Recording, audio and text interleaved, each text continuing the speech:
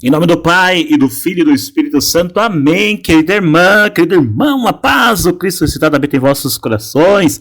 Salve Maria Santíssima Virgem Imaculada. Que alegria partilhar com você hoje a palavra de Deus. Hoje é dia 6 de julho de 2021.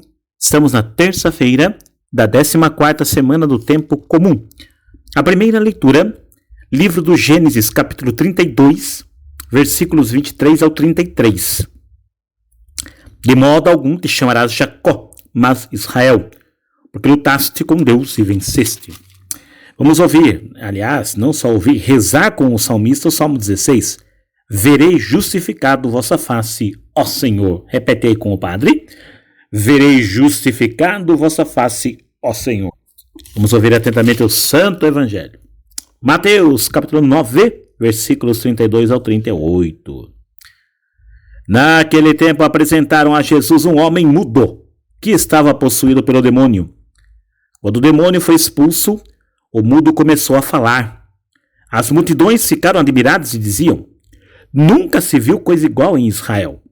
Os fariseus, porém, diziam: é pelo chefe dos demônios que ele expulsa os demônios. Jesus percorria todas as cidades e povoados, ensinando em suas sinagogas, pregando o evangelho do reino e curando todo tipo de doença e enfermidade. Vendo Jesus as multidões, compadeceu-se delas, porque estavam cansadas e abatidas, como ovelhas que não têm pastor. Então disse a seus discípulos: a messe é grande, mas os trabalhadores são poucos. Pedi, pois, ao dono da messe que envie trabalhadores para a sua colheita. Palavra da salvação, glória a vós, Senhor. As palavras do Santo Evangelho perdoem os nossos pecados e seja.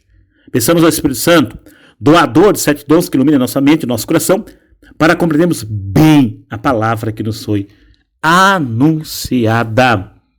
Veja bem você, o texto que nós estamos agora do Evangelho de Mateus é uma chamada de atenção em nós católicos, seguidores de Jesus. Por quê?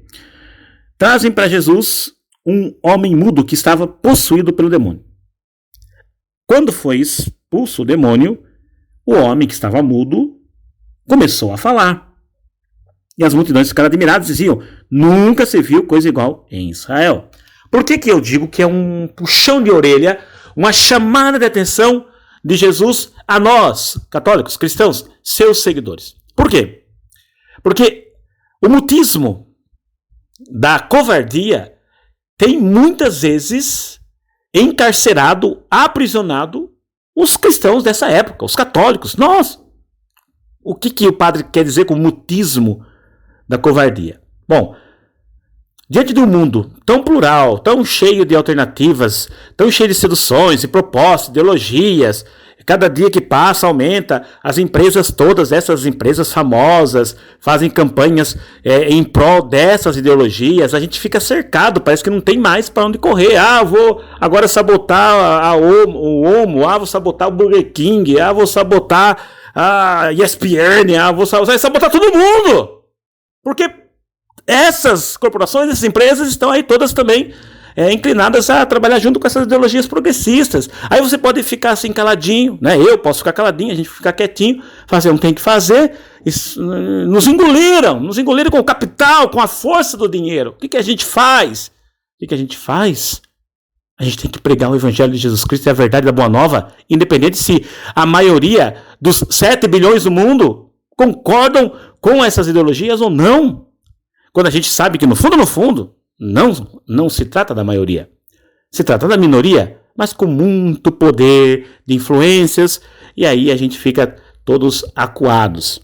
E, melhor ficar quietinho, melhor não falar nada. E já trabalhamos isso aqui, a questão do politicamente correto. E é isso que o demônio quer, é isso que o diabo quer fazer comigo, padre, com você, cristão católico, quer nos calar, quer que a gente fique quietinho, fica quietinho aí, fica quietinho, não fala nada não. Você não tem força nenhuma para falar, fica quieto. Sabe que nós temos mais poder. É isso, ele quer deixar a gente mudo, para que a gente não fale sobre o Evangelho. Eu não estou dizendo que você tem que brigar com A, com B, com C. Não temos que brigar com meu irmão, com a minha irmã, com seu pai, com sua mãe. Não é nesse sentido, não é isso.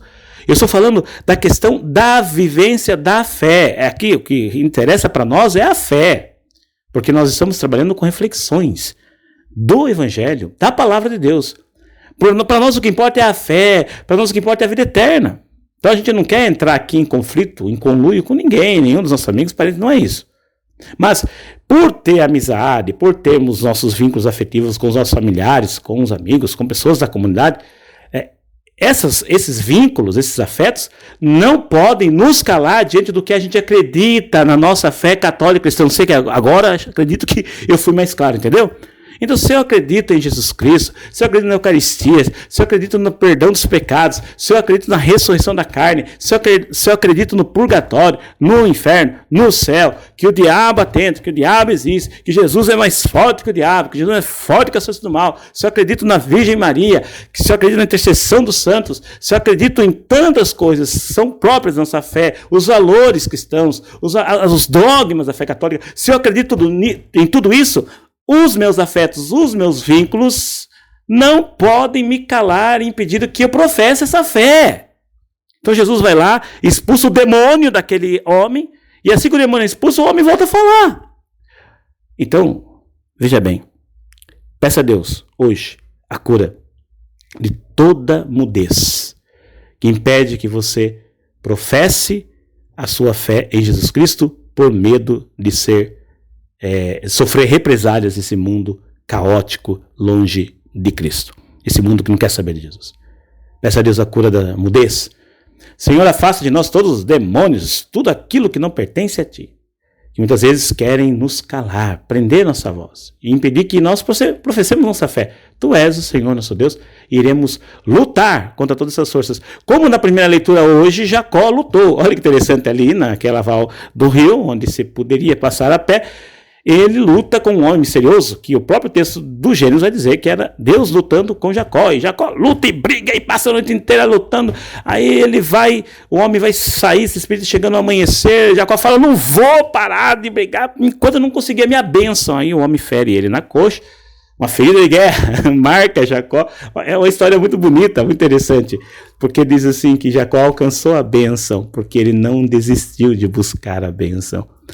Vamos pegar essa versão de Jacó, que se tornou Israel porque ele lutou com Deus, para a gente parar de lutar com Deus e lutarmos de fato.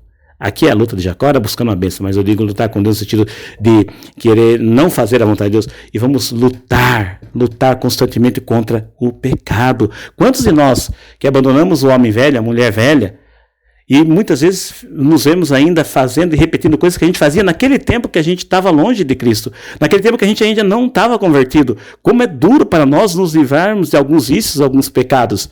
E a gente tem que lutar com eles, lutar contra eles, aliás, lutar para vencer. E Deus vai nos dar a vitória sobre esse mal. Ele está conosco, Ele caminha conosco. E olha como Jesus se compadece da multidão que está desorientada, porque estão como ovelhas sem pastor. Jesus vê essa necessidade e fala, olha, a messe é grande, os operários são poucos, e ele pede para que mais operários venham. Ele quer que mais gente faça o que ele faz, ou seja, que se compadece, que estende as mãos, que cura, que traz para uma vida nova em Deus. Jesus quer mais pessoas fazendo esse trabalho de anúncio do reino de Deus, e conta com nós. E olha, o mais interessante de tudo, que messe tem a ver com colheita, não com plantação. Mesmo no meio a tanto caos e incompreensão de parte de muitos ali que queriam debochar de Jesus e desautorizar o seu ministério, dizendo que ele tinha conluio com os demônios, Jesus, ele não cede às pressões e convoca mais missionários, porque ele sente que mais pessoas precisam entrar nessa mesma missão. Porque para Jesus, a messe já está pronta. A colheita já está pronta. Ele já vê o resultado, já vê os frutos. Ainda que nós estejamos vendo só desgraça, só mal. Deus já nos garante a colheita, porque Ele é o Senhor da história. Ele nos garante a vitória. O Senhor nos abençoe. Nos livre do mal. Nos conduz a vitória. Amém. Louvado seja o Senhor Jesus Cristo. Sempre seja louvado. Amém. Em nome do Pai, do Filho e do Espírito Santo. Amém.